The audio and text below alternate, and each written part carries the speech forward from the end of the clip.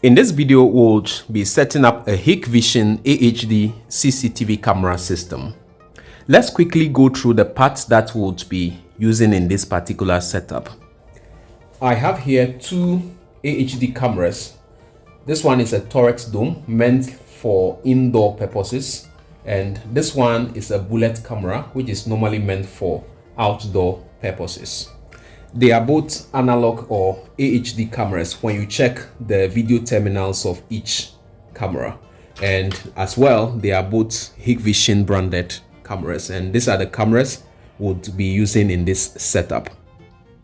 Right by the outdoor or bullet camera, I have a junction box within which would be housing the terminals of the outdoor camera. This is simply because this camera is meant for outdoor purposes, and the terminals do not have to be exposed to moisture or rain. That is why they need to be housed within a junction box. At the end of the installation, the terminals have to be covered using the cover for the junction box here. That is why I have the junction box by the bullet camera.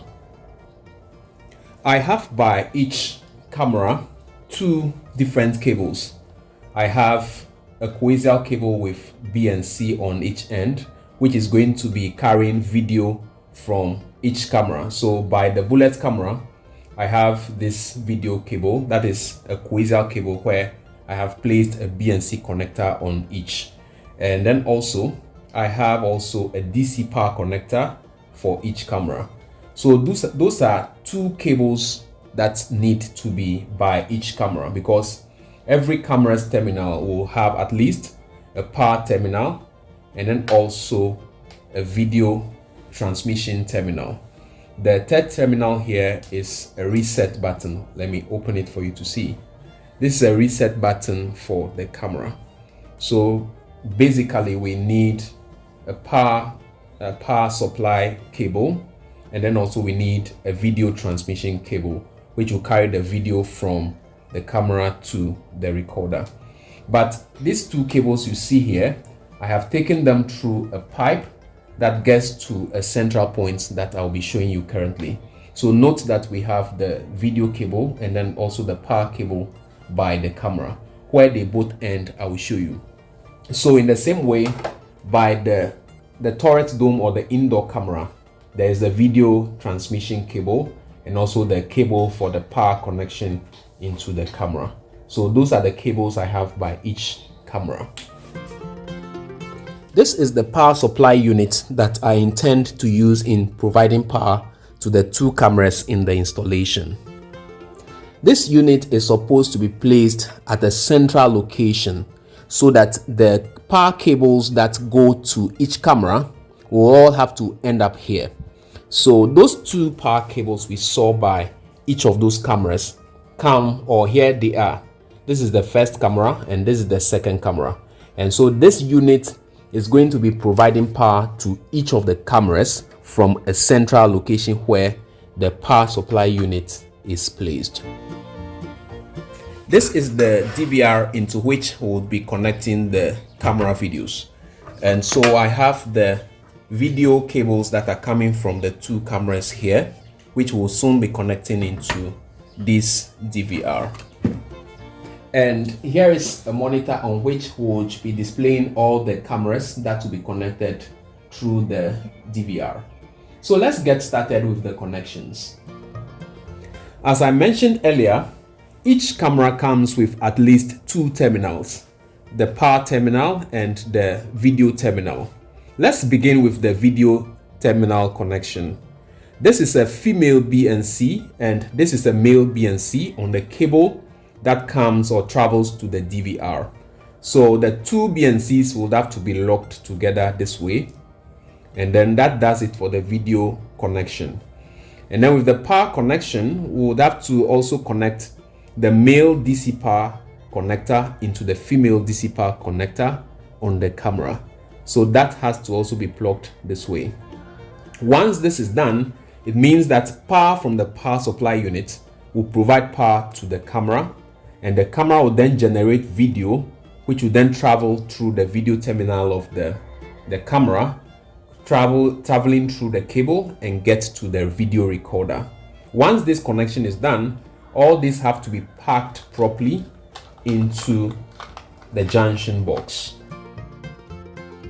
And when they are done, you then have to cover up the junction box neatly. The process is still the same for this second camera as well. The video terminal has to be connected or plugged together, and then also the power has to be fed into the camera this way. This connection or these terminals may be hidden into a ceiling or anywhere that you find appropriate. Other than that, there will be need for a junction box for the sake of having to get a very nice and tidied up job. But when you have the chance of hiding these terminals into a ceiling, that will be fine. And so in the absence of a ceiling where you can hide these terminals, you may have to provide a junction box, as we did for the outdoor camera. All right. These are the two cables coming from the cameras. Let's connect them. These are the inputs through which the cameras are connected into the DVR. And so this particular machine is a 4-channel DVR, whereby we can connect a maximum of 4 CCTV or AHD CCTV cameras. So we'll have to then plug the end of the cables coming from each camera into the DVR this way. I plugged the first one, and I would like to plug the second one also here. So I will have to place it on. All right, so that is the connection. So it means we've connected 2 cameras into our digital video recorder or DVR. We'll need to connect a USB mouse through one of these USB ports into the DVR, and so I can simply connect a mouse straight away. This is a USB mouse, so I'll put it at the bottom port there, so that when we turn on the DVR, it will be used in navigating around the DVR's interface. We also need to connect a DC power, which will power up the DVR. The connection port is here, so I want us to quickly connect it also. Here is a 12 volts DC power adapter that comes with the DVR. So we'll plug it up here, and then this end is what goes into a power socket. We will not power it on immediately we plug it up, because we'll want to finish up with every installation before we turn on power to this adapter. So I'll just go and plug it up into my power outlet. Still on the DVR, there is a need to connect a monitoring screen to the DVR in order to be able to see the 2 cameras we connected to the DVR on the monitoring screen. And so there is a need to connect an HDMI cable which is coming from the monitoring screen into the HDMI output of the DVR. So let's connect the HDMI into the DVR. We'll plug it up into this very port down here labeled HDMI. So I'll just plug it up here, and there it is. So we are done with the video connections. Let's look at how the power connections will be done in the power supply unit. This is the inner part of the power supply unit we are using, and these green points within the power supply unit are the very points where we would be doing the connection of the power for each camera. So I'll connect the first camera to, I'll just pick it up. So I'll take the second bridge where I'll connect the first camera. So in the first place, here are the terminals for the power supply to the first camera. So we'll have to pass it to the side of the power supply unit. And then the bridge has polarity, positive and negative polarity. And I have identified my positive and negative polarity for my cable as well.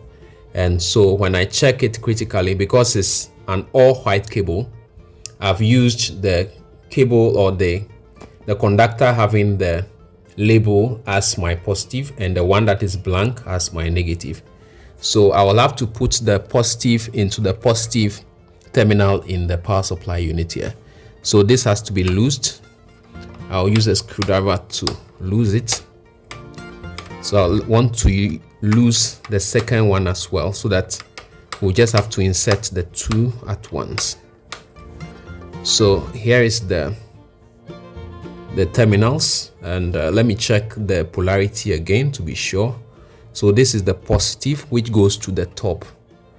So I'll have to place it, make sure the conductor enters, and then I will have to tighten it onto the conductor. It has to go firmly to ensure that it doesn't come out.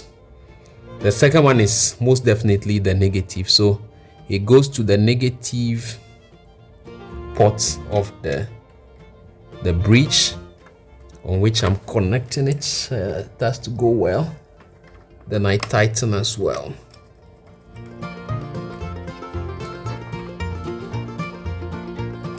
Alright, so the connection for power, or the power connection for the first camera, has been done.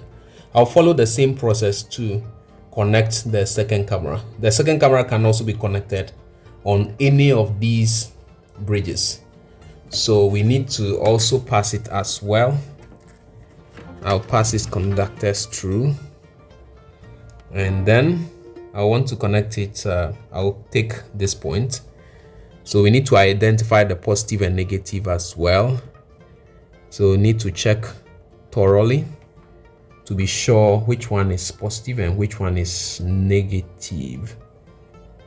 Okay, so I can identify my positive as this one, and as I mentioned earlier on, the conductor is a plain conductor, or I would say it's an all-white conductor or wire, whereby there is one line, or one particular line, which has labels on it.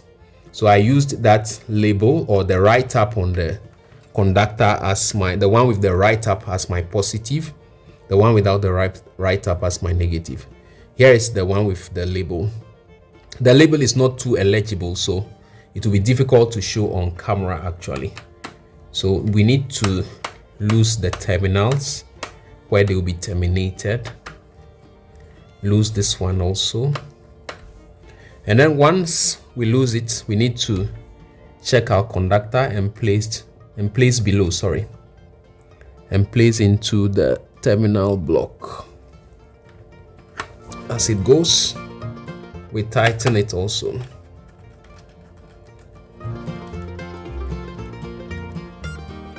Alright, so that also goes. So that negative also needs to be placed and then tightened as well.